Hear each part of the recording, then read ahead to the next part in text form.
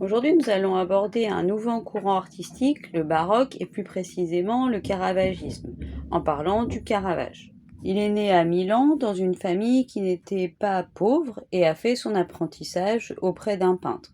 Il est ensuite parti à Rome où il a été pris sous l'aile d'un cardinal appelé cardinal Del Monte et qui avait beaucoup d'influence.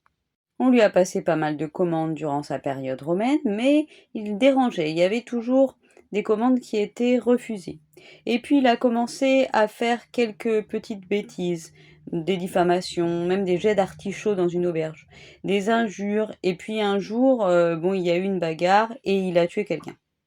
Il a fui Rome pour aller se réfugier à Naples, qui était dominée par les Espagnols, et ensuite il est parti à Malte, au sein des Chevaliers de l'Ordre, mais ils se sont rendus compte qu'il était recherché, du coup il a fui à Naples, où il a essayé de demander la grâce, toujours en se servant de l'appui de son cardinal et ami.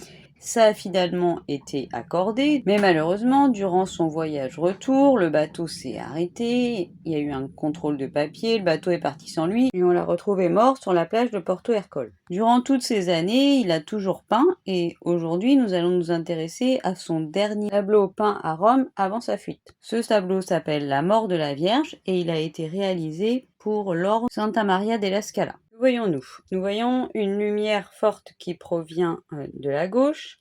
Nous voyons une disposition des personnages en croix avec la Vierge Marie au centre décédée. Au premier plan, nous voyons Marie-Madeleine qui pleure et les apôtres qui pleurent également. Les personnages sont courbés comme empreints d'une intense tristesse. Le cadrage est proche, nous sommes vraiment dans la scène, dans l'instant. En dehors de la légère auréole et de la lumière, Marie pourrait être une femme ordinaire. Ici, nous voyons très clairement tous les attributs du caravagisme. Après la réforme protestante, il y a eu une contre-réforme catholique. Et l'idée était d'amener tout un chacun vers la foi, en revenant aux valeurs originelles du christianisme, la simplicité, la pauvreté, l'humilité. Ce tableau témoigne de l'idée que s'en fait le Caravage. Il s'est toujours tourné vers les plus pauvres et il veut vraiment quelque chose de très réaliste. Le divin est parmi nous. Mais ce tableau a été refusé. Peut-être la Vierge était trop réaliste, avec ses pieds gonflés comme une noyée, son corps qui pourrait être celui de n'importe quelle morte. On a d'ailleurs dit qu'il s'était servi d'une prostituée ou d'une noyée comme modèle.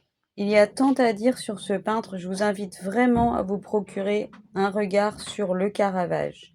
Et si vous voulez admirer cette œuvre, allez au musée du Louvre. Et nous, on se retrouve demain pour évoquer une disciple du Caravage.